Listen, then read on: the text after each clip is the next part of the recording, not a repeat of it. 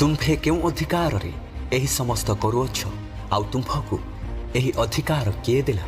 एही प्रश्नटी जीशु को पचार जाइथिला जेतेबेले जीशु मंदिर रे शिक्षा देउथिले। सही समय प्रधान याजक व प्राचीन माने तांको निकटकू आसी एही प्रश्न पचारिथिले, किंतु से मानको मनकू जानुथिले। से उत्तर देले, मु मध्य तुम्भमानकू गोटे प्रश्न पचारिबी, जदि तुम्भे माने ताहा कहिबो तेबे केउ अधिकार रे मु एही सब करूअछि ताहा तुम्भमानकू कहिबी।